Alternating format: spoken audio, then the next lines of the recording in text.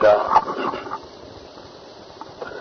لله نحمده ونستعينه ونستغفره ونؤمن به ونتوكل عليه ونعوذ بالله من شرور أنفسنا ومن سيئات أعمالنا من يهده الله فلا مضل له ومن يضلله فلا هادي له ونشهد أن لا إله إلا الله وحده لا شريك له ونشهد أن سيدنا ونبينا ومولانا محمدا عبده ورسوله صلى الله تعالى على خير خلقه محمد وآله وأصحابه أجمعين. أما بعد فأعوذ بالله من الشيطان الرجيم. بسم الله الرحمن الرحيم. أم يريدون كيدا فالذين كفروا هم المكيدون.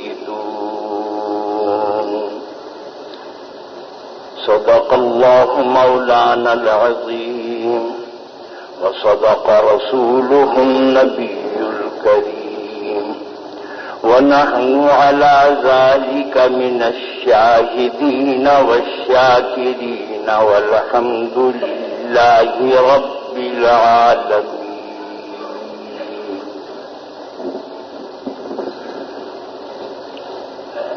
بزرگان محترم، برادران عزیز، سورہ طور کی جن آیتوں کو پیش کیا جا رہا تھا ان میں سے ایک آیت یہ بھی ہے جو اس وقت میں نے آپ کے سامنے پڑھی ہے.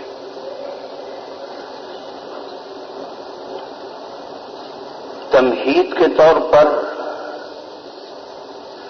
یہ بات ضرور عرض کر دوں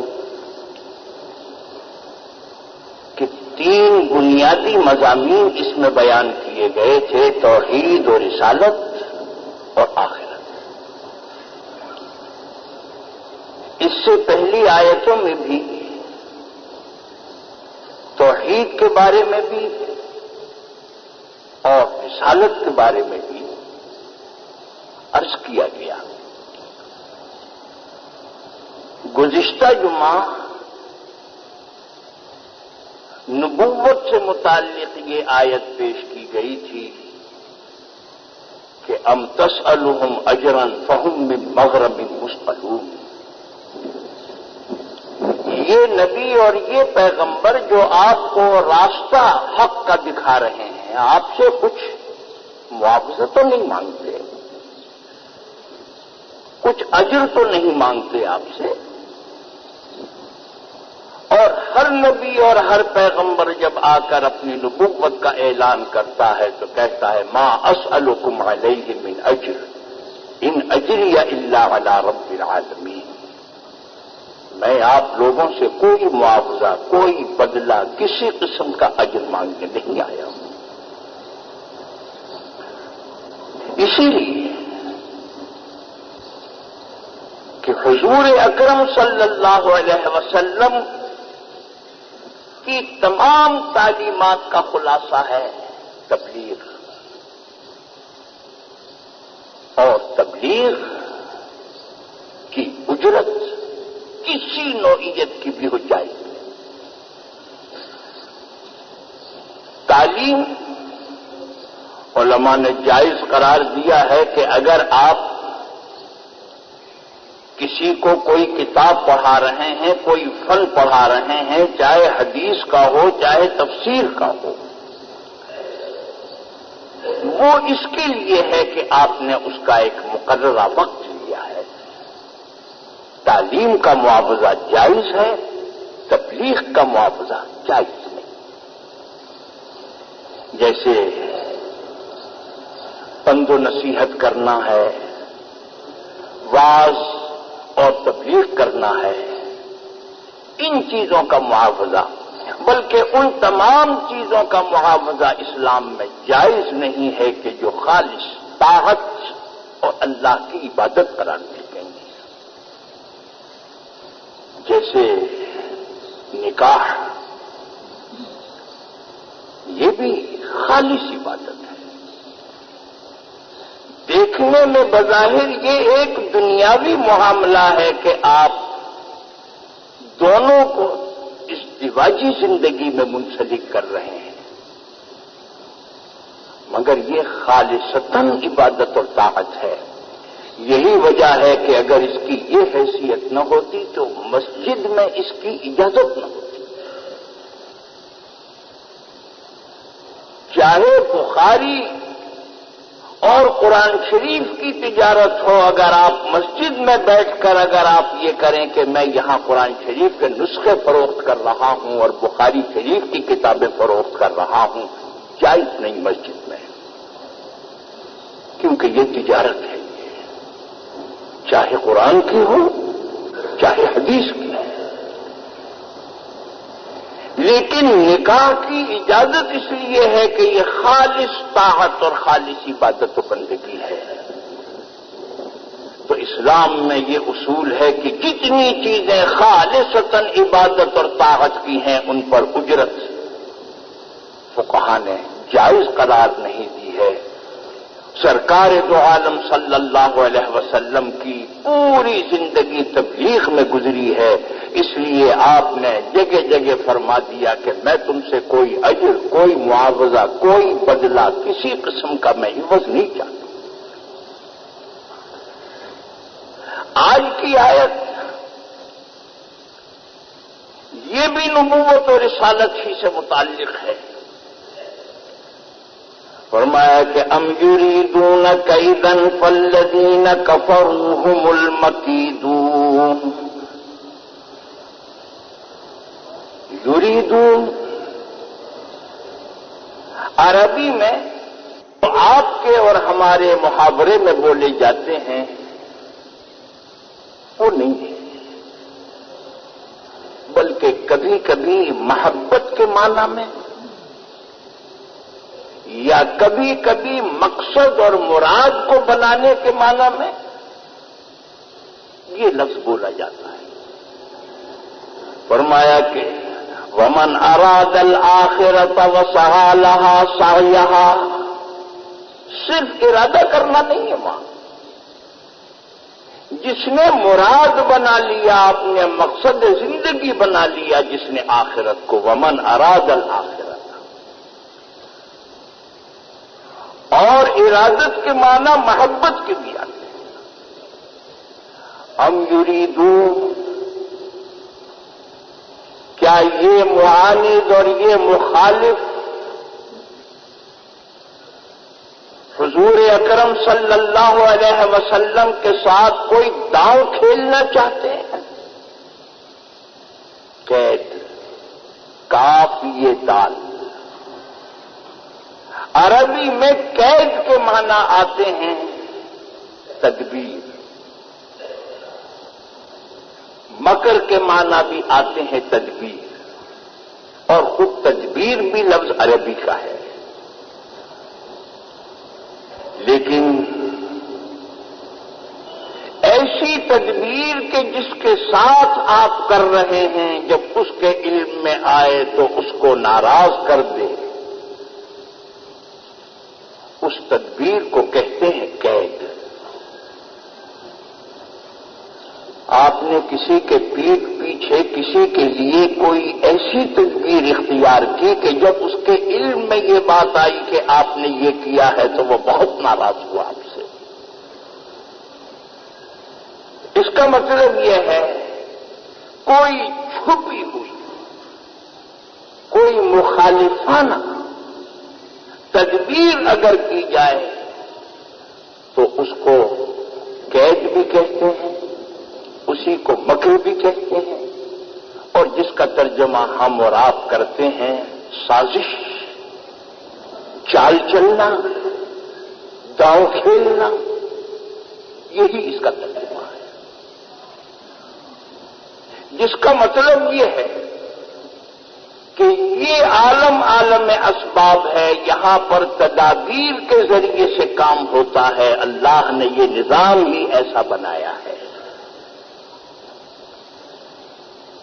روزی بے شک اللہ تعالیٰ دیتا ہے، لیکن اللہ تعالیٰ نے تدبیر کے لیے یہ بنا دیا ہے کہ آپ زمین کھودیں، بیج ڈالیں، پانی دیں، اور اس میں سے جو اناج پیدا ہو اسے کاٹیں، اور کاٹ کر پھر آپ اس کو اپنی خوراک اور غذا کے طور پر استعمال کریں۔ نسل انسانی کے لیے بھی، نباتات کے لیے بھی، حیوانات کے لیے بھی یہ عالم اسباب کہلاتا ہے۔ یہاں پر اللہ تعالیٰ نے اسباب اور مسببات کا ایک بہت بڑا سلسلہ دنیا میں قائم فرمایا ہے۔ ہر کام یہاں تدبیر سے ہوتا ہے، لیکن بعضی تدبیریں تو ایسی ہیں کہ جس میں اللہ تعالیٰ نے دنیا کے تمام انسانوں کو برابر کی سطح پر رکھا ہے۔ آپ اگر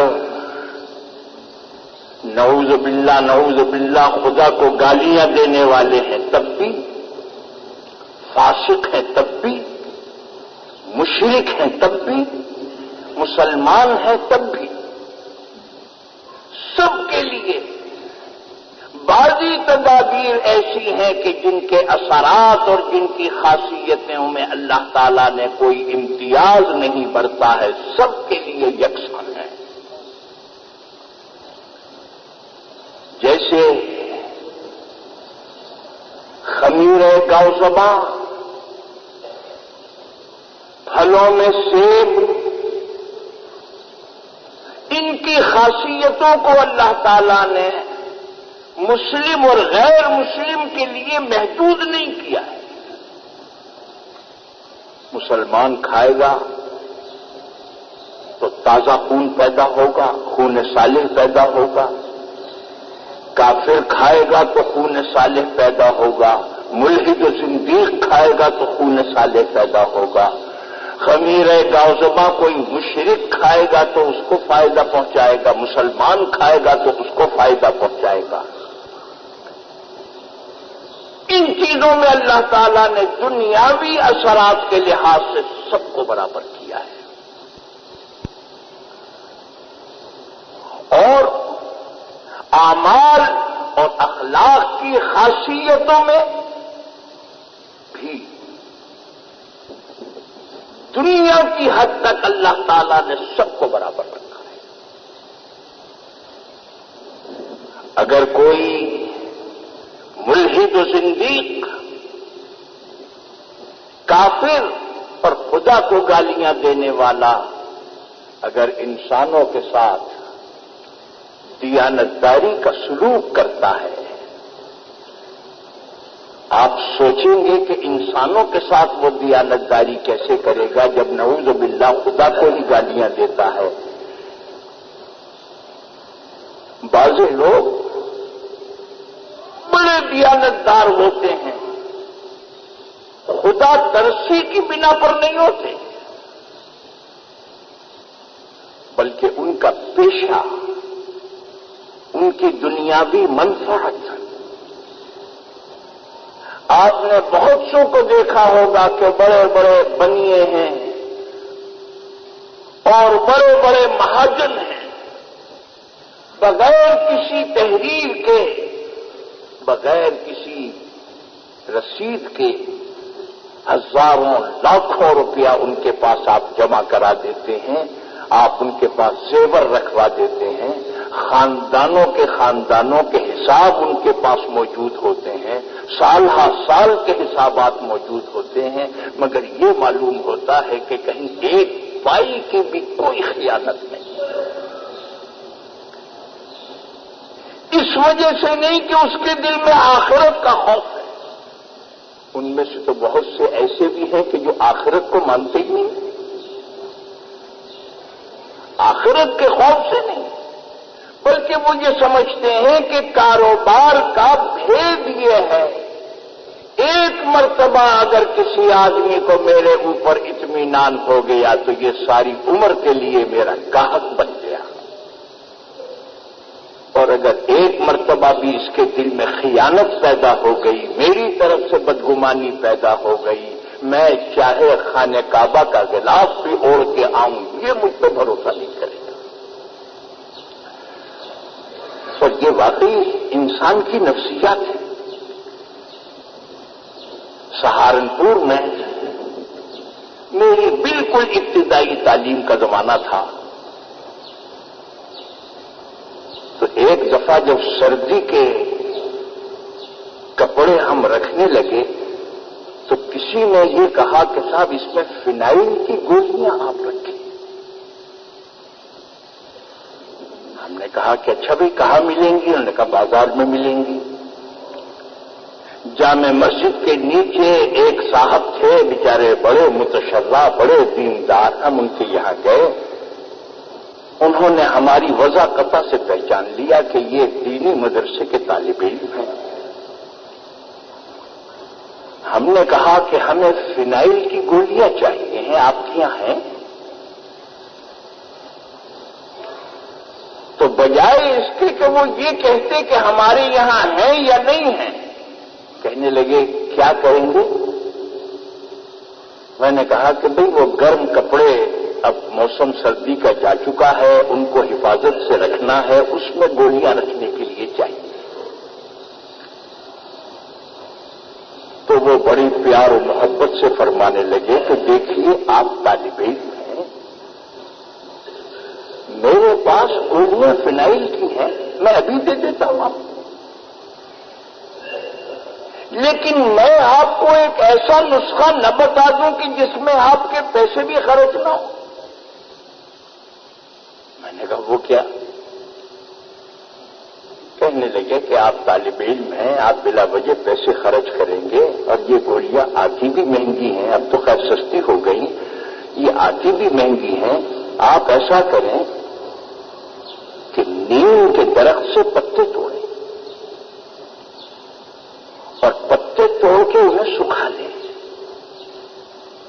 اور ان پتوں کو آپ کپڑوں کی تہ میں بچھا دیں، گولیوں سے زیادہ فائدہ ہوگا، آپ کے پیسے بھی خرچ نہیں ہوں۔ میں صاحب حیران ہوں، یہ میں نے پہلا دکاندار دیکھا ہے کہ جس کے پیش نظر میرا فائدہ ہے، اپنی دکان کا فائدہ نہیں ہے۔ ایک مرتبہ یہ واقعہ ہوا، لیکن اس کا اثر میرے دل پہ یہ ہوا، اور ہر انسان کے دل پہ یہ ہوتا ہے، بھئی یہ بہت خیر خواہ، بڑا ہمدرد آدمی ہے، یہ کبھی کوئی بے ایمانی کا سوال نہیں پیدا ہوتا ہے، کبھی زیادہ قیمت لینے کا سوال پیدا نہیں، جس چیز کی ہمیں ضرورت پڑتی تھی اس کے بعد بس ہم ان کی دکان پر جاتے تھے، آنکھیں بند کر کے لے آتے تھے، گویا ہم ان کی دکان کے مستقل گاہک بن گئے۔ اور حقیقت یہ ہے، مسلم قوم کی ساکھ بھی دنیا میں جب قائم ہوئی ہے، دنیا میں جب قائم ہوئی اس کی وجہ بھی یہی تھی۔ ایک شخص بکری خریدنے کے لیے گیا اور بکری خرید کے لیے آیا، وہ وہاں پر اس وقت ایک بچہ بیٹھا ہوا تھا، اس نے وہ بکری کی قیمت اسے معلوم تھی، اس نے بیچ دی۔ باپ آیا تو پوچھا کہ اس بکری میں ایک عیب تھا، خریدنے والے کو تو نے وہ بھی بتا دیا تھا یا نہیں؟ اس نے کہا نہیں میں نے تو نہیں بتایا۔ اس نے کہا تو پھر یہ پیسے تو میرے لیے حلال نہیں ہیں۔ تو نے دھوکہ دیا ہے خریدنے والے کو، اسے ڈھونڈنے کے لیے نکلا ہے، تلاش کر کے جب وہ مل گیا ہے تو اس کو بلایا اور بلا کے یہ کہا بھائی تم یہاں سے بکری خرید کے لائے ہو، وہ میرا بچہ بیٹھا ہوا تھا۔ اس بچے نے تھوڑی سی غفلت برتی، اس نے یہ نہیں بتایا کہ اس بکری کے اندر یہ عیب ہے۔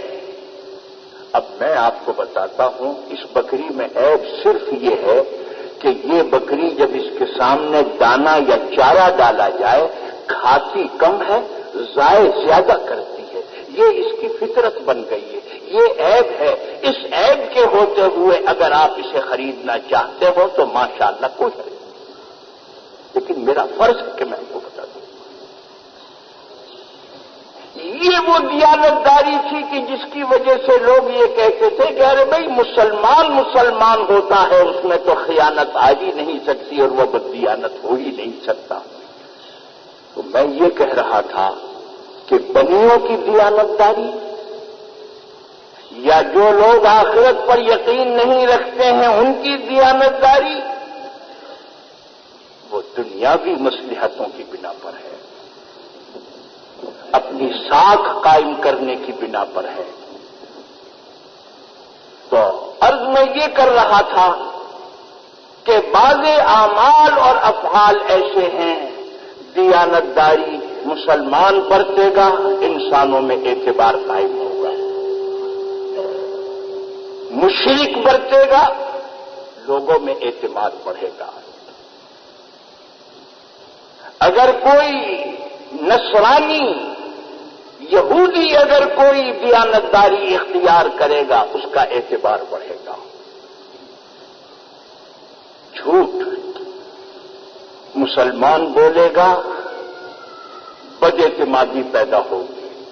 آپ یہ نہ سمجھیے کہ صاحب اگر کافر جھوٹ بولے گا تو بد اعتمادی ہوگی اور ہم تو مسلمان ہیں، ہم جھوٹ بھی بولیں گے تو ہمارا اعتماد ہے، یہ کبھی نہیں ہونے گا۔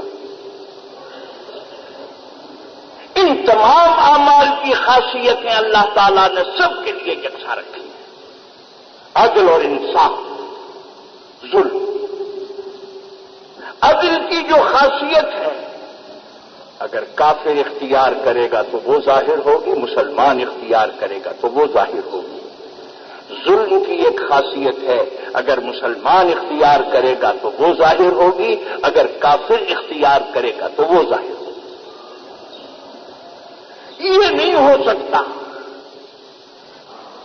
کہ اگر مسلمان کوئی عمل کرے اس کی خاصیت اس وجہ سے اللہ تعالیٰ روک دے کہ یہ ہماری مذہب کا آدمی ہے، یہ مسلمان ہے، نہیں، کبھی نہیں۔ غالباً شاہجہاں کے زمانے کا واقعہ ہے۔ ایک بہت بڑے اس زمانے کے بزرگ تھے گجرات کے علاقے میں، حضرت سید آدم بنوری، بہت بڑے معروف و مشہور بزرگ تھے، سید آدم ان کا نام ہے، بڑے ان کے اثرات تھے۔ کسی نے یہ چغلی کھائی کہ ان کے اثرات اتنے بڑھ گئے ہیں کہ اب یہ حکومت کے لیے خطرہ بن گئے، کیا کیا جائے؟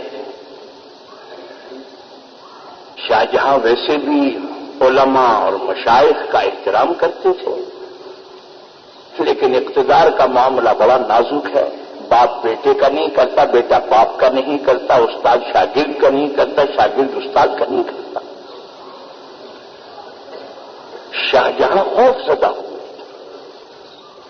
انہوں نے کہا کہ اس کا بہترین طریقہ یہ ہے کہ آپ ایک خوان نعمت تیار کریں، اس میں ایک خلط فاخرہ ہو، رقم ہو، اور ہماری طرف سے بطور ہدیے کے ان کو پیش کریں اور یہ کہیں کہ بادشاہ کی خواہش یہ ہے کہ آپ حج بیت اللہ کے لیے تشریف لے جائیں۔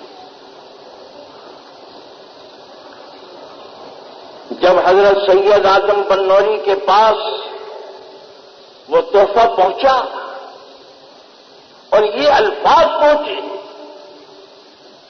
تو فوراً کھٹک گئے، اللہ والوں کی حس بڑی تیز ہوتی ہے. اللہ والے جو ہیں بڑے ذکی الحس ہوتے ہیں. فوراً اس کے قلب کا جو خیال تھا وہ دل پر آ گیا کہ اس کو شاید اس سلطنت میں میرا رہنا پسند نہیں ہے. خالق فاخرہ واپس کیا اور ارادہ کر دیا ملک چھوڑنے کا. کچھ روز کے بعد خواب دیکھا شاہجہاں نے کہ وہ جس چارپائی پر سو رہے ہیں اس چارپائی کو کسی نے الٹ دیا. یہ نیچے چارپائی اوپر. بڑے پریشان ہوئے. محبرین کو بلایا, تعبیر دینے والوں کو بلایا. ارے بھائی یہ خواب دیکھا ہے, اس کی تعبیر بتاؤ. پھر ہر شخص اپنے اپنے مزاج کے مطابق, جیسے کوئی حکیم کو لاتا ہے, کوئی ڈاکٹر کو لاتا ہے, کوئی کسی عطائی کو لاتا ہے. بعض لوگ دیوان حافظ بھی لے آئے کہ صاحب فال بھی کھول کے دیکھو. میں یہ نہیں کہہ رہا ہوں کہ فال کھولنے کی اجازت ہے, نہیں. چاہے قرآن سے ہو چاہے دیوان حافظ سے ہو, شرن اس کی کوئی حیثیت نہیں. میں ایک واقعہ بتا رہا ہوں. دیوان حافظ بھی لے آئے اور تعبیر دینے والے بھی آ گئے. جب دیوان حافظ سے فال کھولی گئی تو یہ شعر نکلا.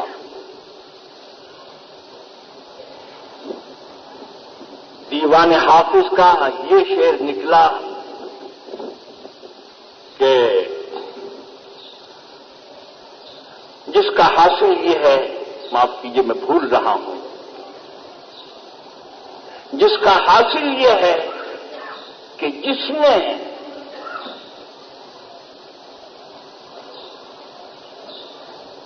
جس شمع نے پروانے کو جلا کر خاک کر دیا,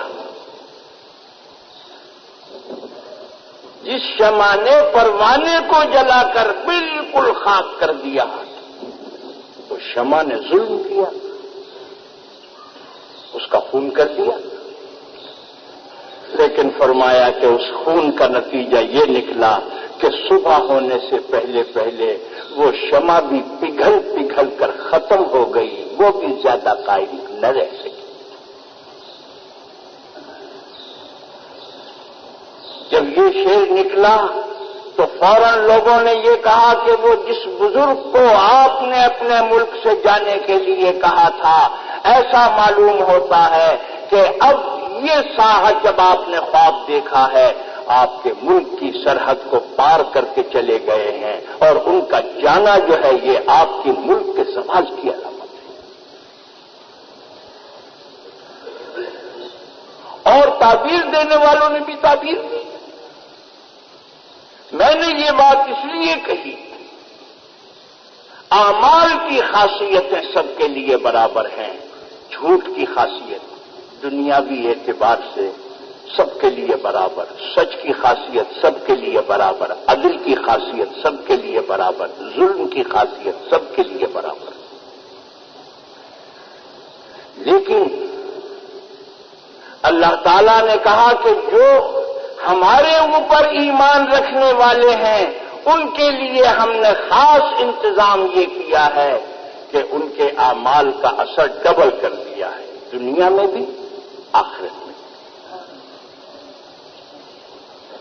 لیکن جو ایمان سے محروم ہیں ان کے اعمال کا اثر دنیا تک ہے, خاصیتیں دنیا تک ظاہر ہوں گی,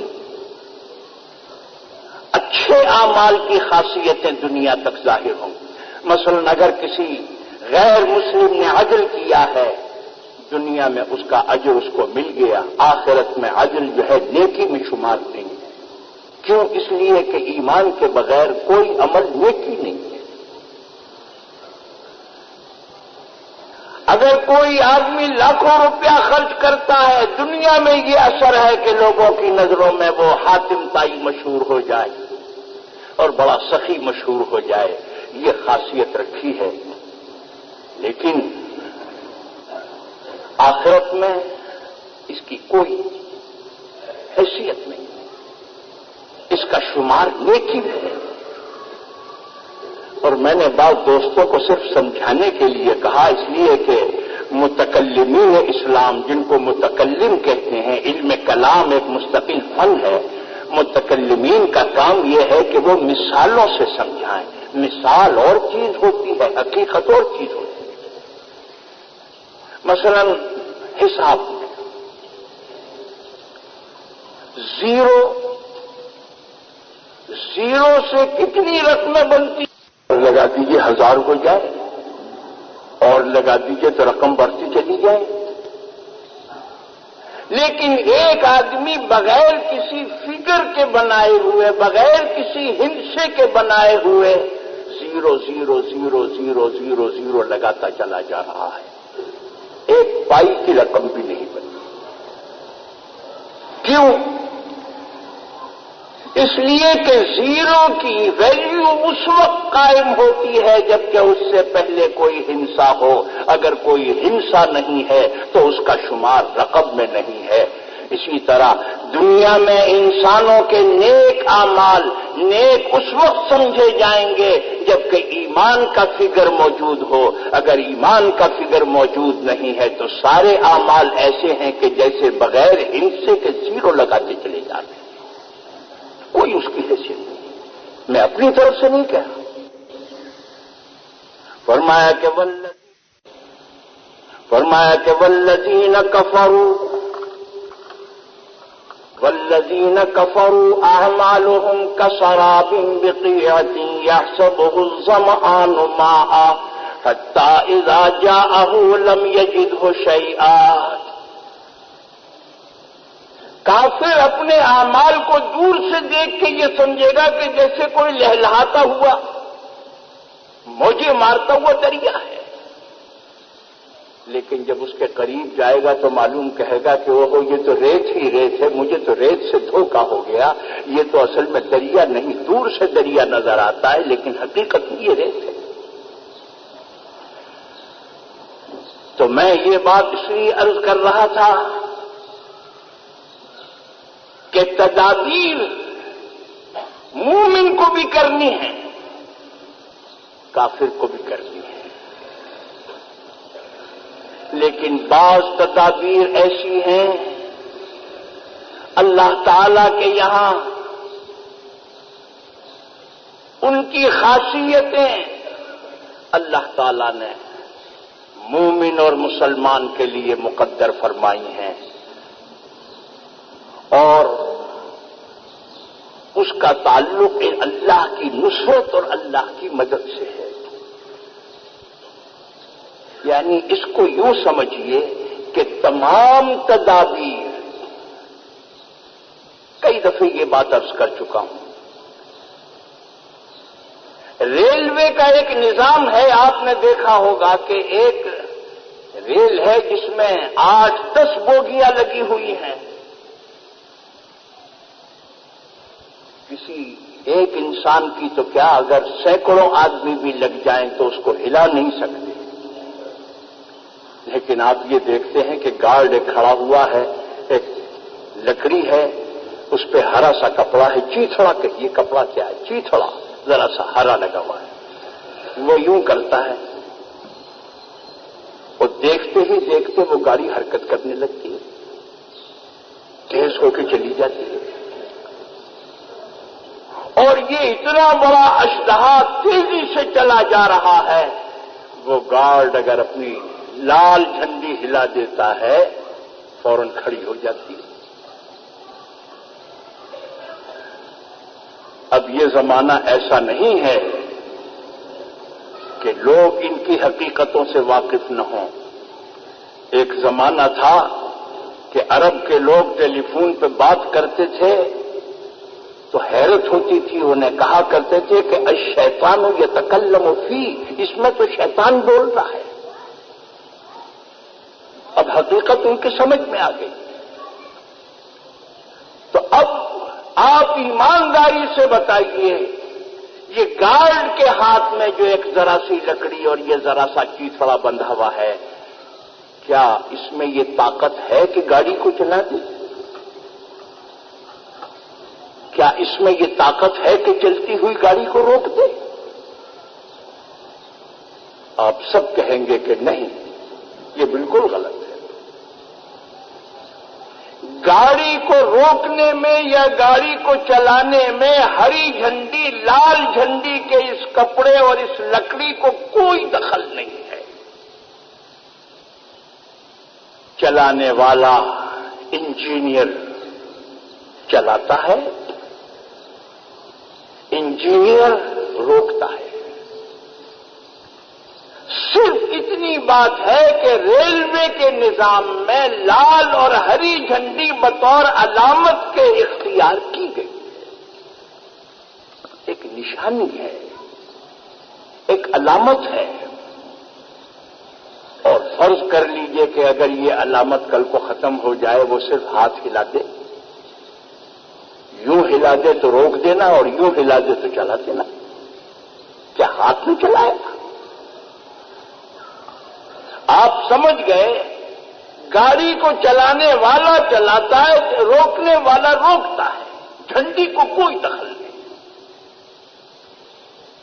بس کاش یہ بات بھی آپ کی سمجھ میں آ جائے کہ دنیا میں جتنی تدبیریں انسان کرتا ہے، ان تدبیروں کی حیثیت ہری جھنڈی اور لال جھنڈی سے زیادہ نہیں ہے۔ جو کام دنیا میں ہوتے ہیں وہ اللہ کی طرف سے ہوتے ہیں، آپ کی اس ہری جھنڈی اور لال جھنڈی سے نہیں ہوتے۔ آپ کی تمام تدابیر جو آپ کرتے ہیں ان کی حیثیت لال جھنڈی اور ہری جھنڈی سے زیادہ نہیں ہے۔ لیکن اگر آپ یہ کہیں کہ پھر صاحب ہم تدبیر نہ کریں، اگر آپ نہیں کریں گے تو ریلوے کے نظام کی خلاف ورزی کریں گے، جرم کریں گے۔ جس کو چلانا ہے گاڑی کو وہ تو پھر بھی چلا دے گا، جس کو روکنا ہے وہ تو پھر بھی روک دے گا، مگر اس کو سزا ضرور ملے گی کہ جس نے ریلوے کے نظام کی مخالفت کی ہے۔ اللہ تعالیٰ جب دینا چاہتے ہیں تو آسمان سے خوان نازل فرما دیتے، لیکن اگر کوئی شخص ساری تدبیروں سے ہاتھ پاؤں توڑ کے بیٹھ جائے تو یہ مجرم ہے۔ کیوں؟ اس لیے کہ اللہ نے جو نظام تدابیر کا مقرر کر دیا، اس نے اس سے ساتھ بغاوت کی ہے۔ تدبیر ہم کس لیے کرتے ہیں؟ ایک بڑا اچھا سوال کسی نے کیا تھا کہ صاحب جب سارے کام تقدیر سے ہوتے ہیں تو پھر تدبیر ہم کیوں کرتے ہیں؟ جب سارے کام تقدیر سے ہوتے ہیں تو ہم تدبیر کیوں کرتے ہیں؟ تو بہت سے لوگ تو اصل میں اس تقدیر کے بہانے سے اپنے ہاتھ پاؤں توڑ کے بیٹھ گئے۔ علامہ اقبال مرحوم نے ٹھیک کہا ہے کہ یہ خود کو بھی دھوکہ دے رہے ہیں، خدا کو بھی دھوکہ دے رہے ہیں۔ فرمایا کہ خبر نہیں کیا ہے نام اس کا، خدا فریبی کہ خود فریبی۔ خبر نہیں کیا ہے نام اس کا، خدا فریبی کہ خود فریبی۔ عمل سے غافل ہوا مسلمان، بنا کے تقدیر کا بہانہ۔ یہ دھوکہ دینا ہے۔ مولانا سے کسی نے سوال کیا تھا کہ کام جب سب تقدیر سے ہوتے ہیں تو تدبیر کے لیے کیوں حکم دیا گیا؟ فرمایا اسی لیے حکم دیا گیا ہے کہ تم تدبیر کرو، کام نہ ہو، تاکہ یقین ہو جائے کہ تقدیر کوئی چیز ہے، اس لیے حکم دیا ہے۔ اگر ہر تدبیر سے تمہارا کام ہو جایا کرتا تو کبھی تقدیر پر تمہارا ایمان نہ ہوتا۔ تدبیر کا حکم اس لیے دیا۔ بس اگر آپ یہ سمجھ گئے تدابیر بندہ کرتا ہے، اثر اس میں اللہ تعالیٰ پیدا فرماتے ہیں، اور باقی یہ جتنے کل پرزے ہاتھ آپ کو نظر آتے ہیں، خدا کے لیے آپ ان کو مدبر نہ سمجھیں، آپ ان کو فعال نہ سمجھیں۔ یہی وجہ ہے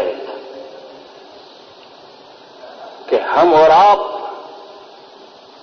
اپنی تدبیر پہ بھروسہ کرتے ہیں، اللہ کی نصرت اور اللہ کی مدد پہ بھروسہ نہیں کرتے۔ اگر یہ بات معلوم ہے کہ خدا کی نصرت اور خدا کی مدد سے ہوتا ہے،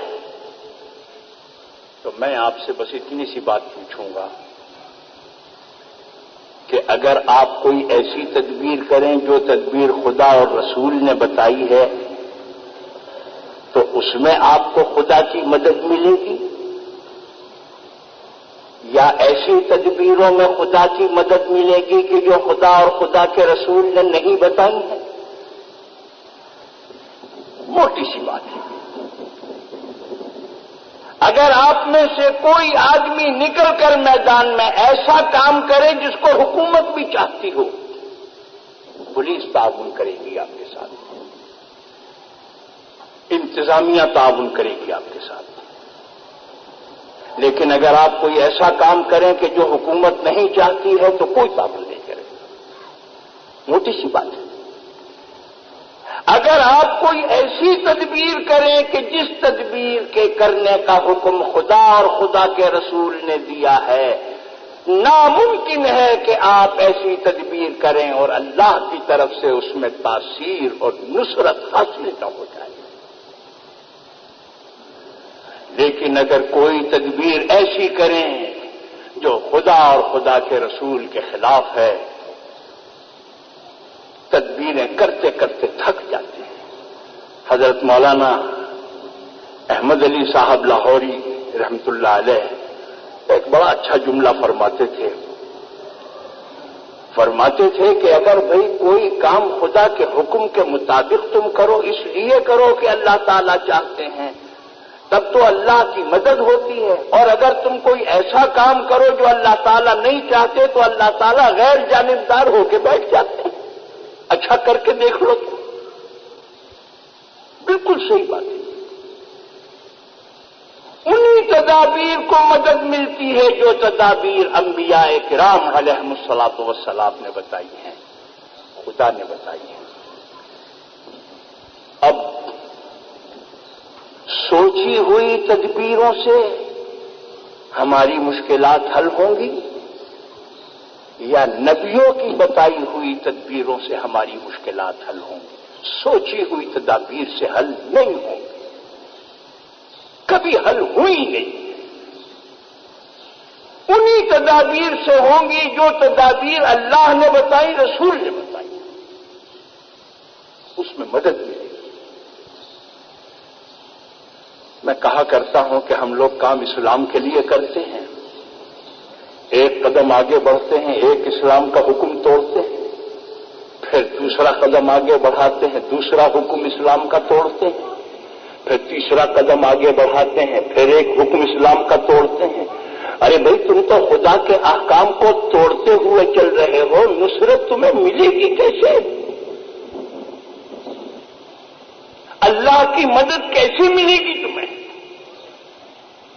مدد ان لوگوں کو ملتی ہے چاہے کمزور ہوں، چاہے بے سر و سامان ہوں، چاہے تھوڑے ہوں۔ یہ کہیں کہ اللہ ہمیں نہیں معلوم کامیابی کیسے ہوگی، تو نے اور تیرے نبی نے یہی طریقہ بتایا ہے جو ہم نے اختیار کر لیا، اب یہ تیرا کام ہے کہ تو ان تدبیروں کو کامیاب بناتا ہے یا نہیں بناتا ہے۔ یہ صحیح طریقہ ہے۔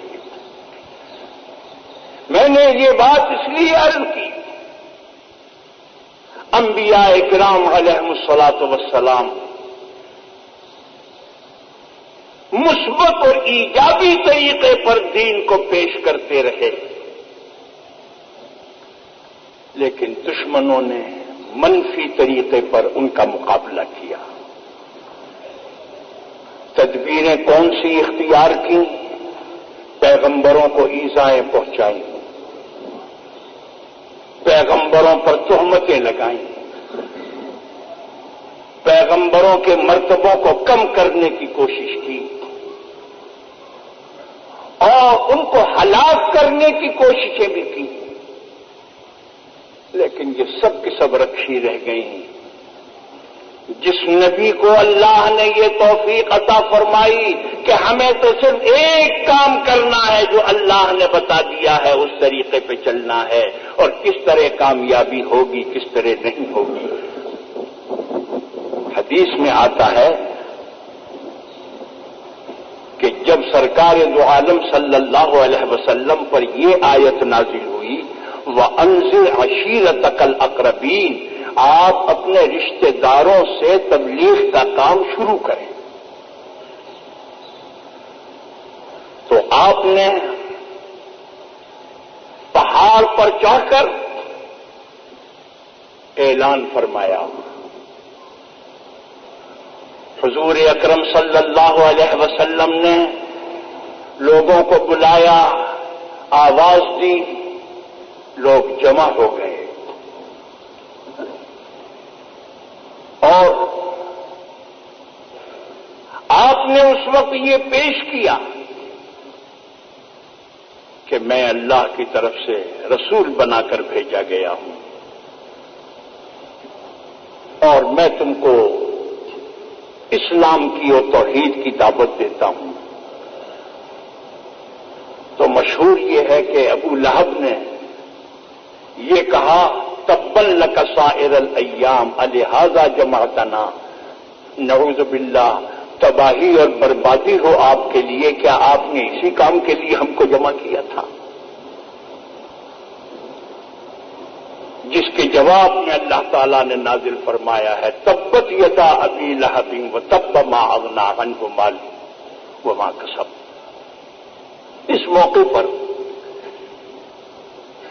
حضرت علی کرم اللہ وجہ نے فرمایا کہ میں اگرچہ کم عمر ہوں، میرا قد چھوٹا ہے، لیکن میں آپ پر ایمان لاتا ہوں، آپ کا ساتھ دیتا ہوں اور میں آپ کو یقین دلاتا ہوں کہ میں آپ کے ساتھ کوشش کروں گا اسلام کی۔ تو بعض لوگوں نے مذاق اڑایا اور یہ کہا، یہ لفظ مذاق کے سنیے، یہ دیکھیے ذرا 1.5 آدمی، ایک سرکار دو عالم صلی اللہ علیہ وسلم اور آدھے حضرت علی، فرمایا یہ 1.5 آدمی دیکھیے یہ نقشہ بنا رہے ہیں ساری دنیا کے اندر یہ دین پھیلانے کا اور اپنی آواز کو پھیلانے کا، لیکن دنیا نے یہ دیکھ لیا کہ یہ 1.5 آدمیوں سے جو شروع ہوا تھا۔ آپ نے کیا فرمایا؟ اس وقت فرمایا جب کوئی آثار نہیں تھے تو آپ نے فرمایا لا يبقى على ظهر الارض بیت مدر ولا وبر الا ادخلہ اللہ کلمۃ اسلام بعز عزیز او ذل ذلیل۔ روئے زمین پر کوئی پکا مکان، کوئی جھوپڑی باقی نہیں بچے گی انسان کی جہاں اسلام کی آواز نہیں پہنچ جائے گی۔ یہ جب فرمایا جب 1.5 آدمی ہیں، لا يبقى على ظهر الارض بیت مدر ولا وبر الا ادخلہ اللہ کلمۃ اسلام۔ پھر حضور اکرم صلی اللہ علیہ وسلم پر کس طریقے سے بے ادبی کی گئی۔ بعض لوگوں نے بہو بیٹیوں کے نام مسلمانوں کے استعمال کرنا شروع کی ہے، غنڈہ گردی، اور بعض لوگوں نے حد یہ ہے کہ حضور اکرم صلی اللہ علیہ وسلم کے نام کو بدل دیا۔ آپ کا نام ہے محمد، لوگوں نے نام رکھا آپ کا مزمم۔ محمد کے معنی وہ جس کی ہر جگہ حمد کی جائے، مزمم وہ جس میں ہر بات برائی کی ہو۔ آپ کو مزمم کہا اور مزمم کہہ کے بری بھلی باتیں کہنے۔ صحابہ آئے اور کہا کہ یا رسول اللہ، بہو بیٹیوں کی گالیاں تو ہم سننے کو تیار ہیں، مگر رسول اللہ کے نام کی جو توہین ہے وہ ہمیں برداشت نہیں ہے، وہ ہمیں برداشت نہیں۔ تو آپ نے فرمایا کہ تمہیں خوش ہونا چاہیے، اللہ نے تمہارے نبی کے نام کی عزت کو برقرار رکھنے کے لیے ان کے دل میں یہ خیال ڈالا کہ وہ ایک نیا لفظ بنائیں، مزمم، اس کو گالیاں دیں۔ وہ گالیاں تو مزمم کو دیتے ہیں، مگر تمہارے نبی کا نام تو محمد ہے صلی اللہ علیہ وسلم، محمد کو تو نہیں دے گا۔ یہ تو اللہ نے ان کے دل میں ڈالا۔ پھر حضور اکرم صلی اللہ علیہ وسلم پر تہمت لگی۔ تہمت حضرت عائشہ صدیقہ رضی اللہ تعالی عنہا جہاد میں ساتھ گئی ہیں، عمر ان کی کم ہے، چونکہ اولاد بھی نہیں ہوئی اور قد و قامت بھی بڑا نہیں ہے، جسم بھی ہلکا ہے، آیت حجاب اور پردے کی آیت نازل ہو چکی ہے۔ جب حضور اکرم صلی اللہ علیہ وسلم تشریف لے گئے اور حضرت عائشہ صدیقہ آپ کے ساتھ ہیں، واپسی پر کچھ لوگوں کے درمیان یہ جھگڑا ہو گیا، ہم مہاجر ہیں ہم انصار ہیں، ہم مہاجر ہیں ہم انصار ہیں۔ آپ نے اندازہ لگا لیا کہ لشکر میں کچھ منافق شامل ہو گئے ہیں، جلد سے جلد واپس پہنچ جائے۔ آپ کا طریقہ یہ تھا کہ رات کو آپ ٹھہرتے تھے، صبح کو آپ روانہ ہوتے تھے، مگر یہ حالات چونکہ تھے اس لیے آپ نے رات کو زیادہ قیام کرنا پسند نہیں کیا۔ حضرت عائشہ صدیقہ اپنی ضروریات سے فارغ ہونے کے لیے جنگل میں گئی ہوئی تھی۔ آپ نے کوچ کا حکم دے دیا، جس پہ پردہ پڑا ہوا تھا وہ کجاوا اٹھا کے اونٹ پر رکھ دیا گیا۔ یہ اندازہ نہیں ہوا کہ حضرت عائشہ اس میں موجود ہیں یا نہیں۔ جب منزل پہ پہنچے تو پتہ چلا کہ حضرت عائشہ صدیقہ اس میں موجود نہیں ہے۔ حضرت عائشہ صدیقہ واپس آئیں تو دیکھا کہ لشکر روانہ ہو چکا ہے۔ آپ نے کہا کہ مجھے یہیں پر ٹھہرنا چاہیے، کیونکہ آپ کسی نہ کسی کو تلاش کے لیے بھیجیں گے تو کہیں ایسا نہ ہو کہ میں کہیں بھٹک جاؤں۔ صفوان ابن معطل پیچھے سے آ رہے تھے۔ لشکر کا طریقہ یہ ہوتا ہے کہ بعض آدمی پیچھے رکھے جاتے ہیں کہ گری پڑی چیز اٹھا کے لے آئے۔ صفوان ابن معطل نے حضرت عائشہ کو آیت حجاب کے نازل ہونے سے پہلے دیکھا تھا، پہچان گئے۔ انہوں نے اپنا اونٹ بٹھایا اور کجاوا اتارا اور کجاوا اٹھا کر رکھ دیا، اونٹ کے اوپر نکیل پکڑ کے لے جا کے لشکر سے ملا دیا۔ لوگوں نے یہ مشہور کیا کہ نعوذ باللہ حضرت عائشہ صدیقہ جو وہاں پر رہ گئی ہیں، اس میں کچھ دال میں کالا ہے، کوئی بات ہے کہ جس کی وجہ سے یہ رہ گئی۔ مطلب یہ ہے کہ نبی کی طرف سے بد اعتمادی پیدا ہو جائے۔ حضور اکرم صلی اللہ علیہ وسلم بہت پریشان ہیں۔ حق تعالی نے حضرت عائشہ صدیقہ رضی اللہ تعالی عنہا کی براءت کے لیے قرآن کریم میں آیت نازل فرمائی اور مسلمانوں کو تنبیہ کی، ان الفاظ میں تنبیہ کی کہ وَتَحْسَبُونَهُ هَيِّنًا وَهُوَ عِندَ اللَّهِ عَظِيمٌ، یہ جو تمہارے منہ سے یہ باتیں نکل رہی تھی تم اس کو معمولی سمجھتے تھے، مگر خدا کے نزدیک یہ بہت بڑی بات ہے۔ وہ تار و پود بکھر گیا، وہی نے برات ظاہر کر دی۔ تو مطلب میرے کہنے کا یہ تھا، آخری تدبیر جو حضور اکرم صلی اللہ علیہ وسلم کے ساتھ کی گئی، جس کو قید اور مکر کہا، وہ یہ ہے کہ سب تدبیریں کر کے دیکھ چکے، اب انہیں ہلاک کر دو۔ ان تدبیروں میں اللہ کی جانب سے کیا مدد ہوتی ہے اور یہ تدبیریں کس طریقے سے ناکام ہو جاتی ہیں۔ سرکار دو عالم صلی اللہ علیہ وسلم کے بارے میں دار الندوہ میں جمع ہوئے اور یہ کہا کہ ایک ہی طریقہ ہے اور وہ طریقہ یہ ہے کہ ان کو سب مل کر ہلاک کر دیں۔ قبائل کے سردار سب اپنے اپنے ہاتھوں میں تلوار لے کے کھڑے ہوں اور ایک ہی مرتبہ میں سب وار کریں، تاکہ آپس میں قبیلے ایک دوسرے سے نہ لڑیں۔ یہاں یہ مشورہ ہو رہا ہے اللہ تعالیٰ نے فرشتہ بھیجا ہے سرکار دو عالم صلی اللہ علیہ وسلم کے پاس. آپ نے حضرت علی کو وہاں پر گھر پہ چھوڑا ہے اور اس کے بعد آپ اسی مجمع کے بیچ میں سے اللہ نے ان کی آنکھوں پہ پردہ ڈال دیا اور آپ ان کے بیچ میں سے آپ نکل گئے ہیں اور حضور اکرم صلی اللہ علیہ وسلم کو نہیں دیکھا. یہ وہ ہے جس کو قرآن کریم نے کہا وَإِذْ يَمْكُرُ بِكَ الَّذِينَ كَفَرُوا لِيُثْبِتُوكَ أَوْ يَقْتُلُوكَ أَوْ يُخْرِجُوكَ وَيَمْكُرُونَ وَيَمْكُرُ اللَّهُ وَاللَّهُ خَيْرُ الْمَاكِرِينَ. تم اپنی جیسی کرتے ہو, ناکام ہوتے ہو, تدبیر اللہ کی کامیاب ہوتی ہے. ایک بات اور بتا, حضرت موسیٰ علیہ السلام بیچارے بے زبان ہیں, طبیعت میں تیزی ہے لیکن بہت سادہ ہیں. اپنے بھائی حضرت ہارون کو لے کے پہاڑ پہ گئے, وہاں حضرت ہارون کا انتقال ہو گیا.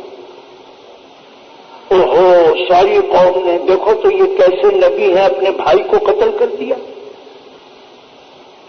یہ کیسے نبی ہیں, اپنے بھائی ہارون کو قتل کر دیا. ان کو پہاڑ پہ لے گئے تھے اور بنی اسرائیل کو اکسا رہے ہیں حضرت موسیٰ علیہ السلام کے خلاف. حدیث میں آتا ہے اللہ تعالیٰ نے ملائکہ اور فرشتوں کے ذریعے سے ان کی لاش کو اٹھوا کر قوم کے سامنے لائے اور دیکھا کہ ان کی لاش آئی ہے اور ان کی لاش پر کہیں کوئی قتل کا نشان نہیں. لوگوں کو یقین ہو گیا کہ واقعی قتل نہیں کیا گیا ہے, موت پا گئی. پھر حضرت موسیٰ علیہ السلام کو قارون نے ایک عورت کو بڑی رقم دی اور یہ کہا کہ جس وقت حضرت موسیٰ علیہ السلام واز کہہ رہے ہوں اس وقت تو واز میں جا کر سب کے سامنے یہ کہنا کہ یہ اپنے کو نبی اور پیغمبر کہتے ہیں اور میرے ساتھ ان کے ناجائز تعلقات ہیں. جب تو یہ جا کر کہے گی نبوت ختم. وہ لالچ میں تیار ہو گئی, واز کی مجلس میں بھی چلی گئی, لیکن اللہ تعالیٰ نے قلب تبدیل فرما دیا. عین واز میں جب پہنچی ہے اور پہنچ کر کہتی ہے بھائیو میں اس کا اعلان کرتی ہوں مجھے قارون نے بہت بڑی رقم دی ہے تاکہ میں حضرت موسیٰ پر اتہام لگاؤں اور تہمت لگاؤں, لیکن یہ بالکل پاک دامن ہیں, میں جھوٹ نہیں بولوں گی, اس لیے میں ان پر کوئی الزام نہیں لگاتی ہوں. حضرت موسیٰ علیہ السلام کی اللہ تعالیٰ نے وہاں پر حفاظت فرمائی. کہتے ہیں نا جسے اللہ رکھے اسے کون چکھے. تو بس ام یریدون کیدا فالذین کفروا هم المکیدون, کیا آپ پیغمبر کے ساتھ داؤ پیش کھیلنا چاہتے ہیں مگر آپ کو یہ پتا نہیں ہے کہ اس پیغمبر کی پشت پر اللہ کی تدبیریں ہیں. فالذین کفروا هم المکیدون, یاد رکھیے جو لوگ داؤ پیش کھیلیں گے نبی اور پیغمبر کے ساتھ وہ آخرت میں انہیں پتا چلے گا کہ دراصل وہ خود انہی داؤ پیچ میں گرفتار ہو گئے ہیں. اس کا نقصان نبی کو کوئی نہیں پہنچا ہے, انہی لوگوں کو اس کا نقصان پہنچے گا کہ جو نقصان پہنچانے والے ہیں.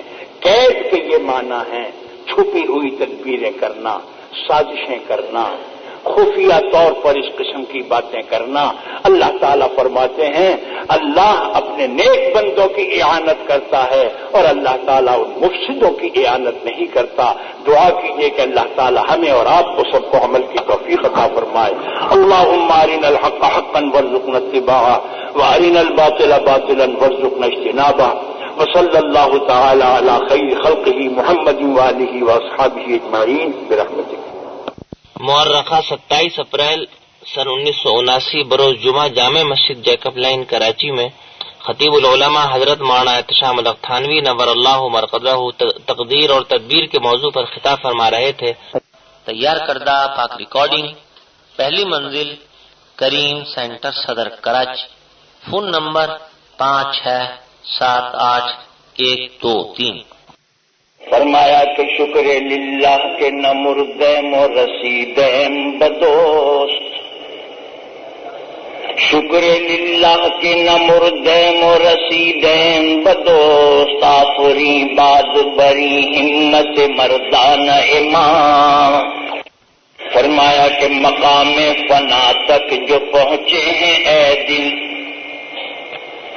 مقام فنا تک جو پہنچے ہیں اے دل تو مر گئے ہیں مگر آ گئے ہم۔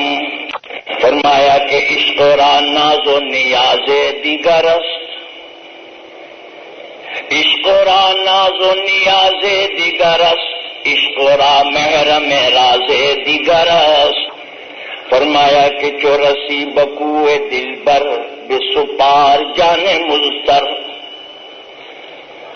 جو رسی بکوئے دل بر بے سپار جانے مزتر، کے مباد بار دیگر نہ رسی بدی تمنا۔ فرمایا کہ حج زیارت کردن خانہ بود، حج زیارت کردن خانہ بود، اور حج رب البیت مردانہ بود۔ فرمایا کہ گفت تر سمز تقاضائے خطاب کے مبادا شنوم لا بجواب، گفت تر سمز تقاضائے خطاب کے مبادا شنوم لا بجواب۔ فرمایا کہ ہوتا نہ تیرا نور گر کچھ بھی نہ ہوتا جلوہ گر، ہوتا نہ تیرا نور گر کچھ بھی نہ ہوتا جلوہ گر، تیرے سبب یہ سب بنا صلی علی محمد۔ فرمایا کہ تازہ خواہی داشتن گر داغ ہائے سینہ را، تازہ خواہی داشتن گر داغ ہائے سینہ را، گاہے گاہے باز خواہی دفتر پاری نرا۔ فرمایا کہ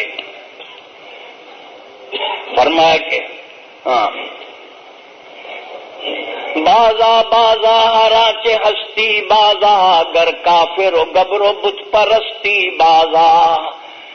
بتوں کی پوجا کی ہے، آگ کی پوجا کی ہے، کوئی حرج نہیں ہے، توبہ کر لے میرے پاس آ جا۔ بازا بازا ہرا چے ہستی بازا، گر کافر و گبرو، گر کافر و گبرو، گر کافر و گبرو، گر کافر و گبرو، گر کافر و گبرو۔